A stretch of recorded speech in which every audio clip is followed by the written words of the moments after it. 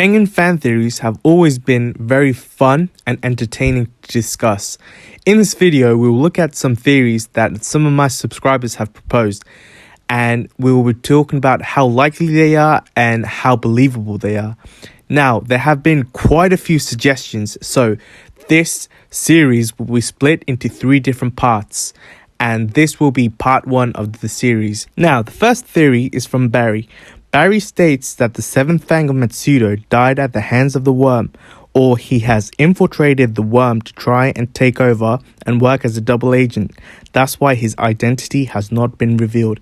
Now, Barry, this is a very good theory and a very believable theory, as the whole identity issue with the 7th Fang of Matsudo is very, very interesting, as no one knows as to why he has not been revealed yet.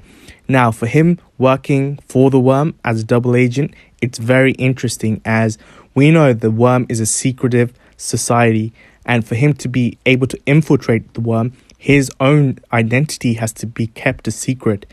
And we know that Yumigahama was released as the Fang of Matsudo due to him betraying the Kengan Association and going off to purgatory. And we don't know the circumstances behind why the 7th Fang of Matsudo was released of his duties and Misasa was brought in as the 8th Fang. And the fact that the worm is involved in this storyline, it kind of alludes to the fact that the 7th Fang of Matsudo could possibly have some kind of connection with the worm. Barry, this is a very good theory. Another theory comes from Lee. Now, Lee states that someone from the worm will injure Kuroki and send him into a coma, either by combat or some kind of dirty tactic, as a statement that they are the most powerful threat in the Kengan-verse.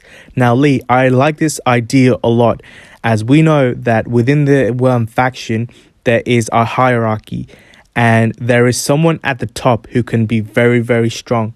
And we know that in the other tiers, there are probably very strong characters. Now, for the moment, we have had worm members who have been completely jobbers. So most clones have been jobbers, such as Yuzaki Momon, and people like Liu Qian and Knight and Monkbat have lost matches. Well, Knight and won by getting killed, but we don't need to talk about that. But Liu Qian especially, he got done in by Agito, and he was probably one of the most powerful worm members we have seen currently in this story.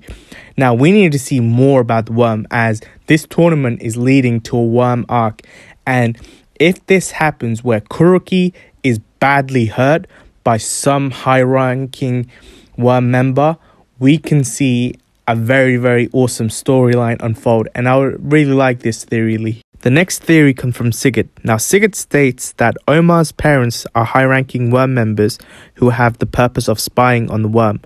They dumped Omar in the area hoping that he would meet Gao Mukaku and destroy the worm. Now, Sigit, this is a good theory, but the only thing that I have to say is that Omar is from the inside, and we know the inside is full of crime. And one main thing that the inside is more than likely full of is prostitution. Now, Omar is most likely a child of a prostitute that has left Omar behind, as we know the backstory of Kiryu Setsuna, where he was the child of a prostitute, and the only reason for his being was to take his organs. Now, I think that Omar's parents are most likely some delinquents, but I reckon that he has some kind of genetic enhancement within him, and I think that people within the inside were tested to create superhumans, and I think Omar is the offspring of a superhuman. Now, Blood Knight has a few theories here. The first one is Ryuki will be trained by Kiryu and Koga will be trained by Omar. Ryuki will be some sort of antagonist from here on out, but will be redeemed later on. Now, this is a very interesting theory and very plausible, as we know that both Kiryu and Ryuki are now aligned.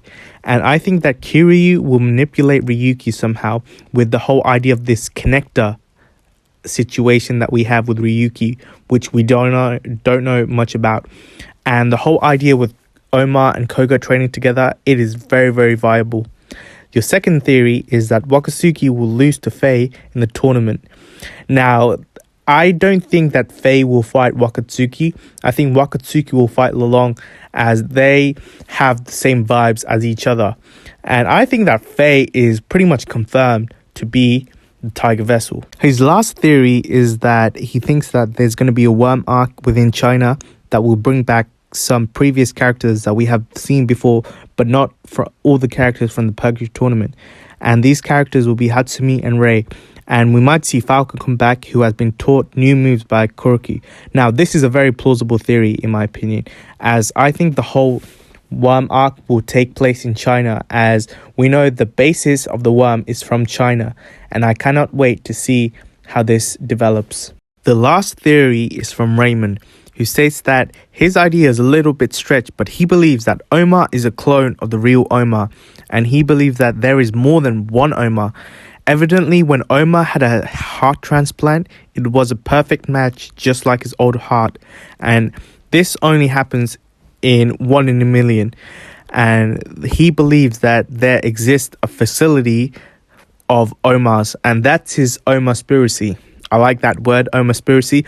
But yes, Raymond, I think that the Omar that we have right now is the real Omar, as the connection between him and Yamashita.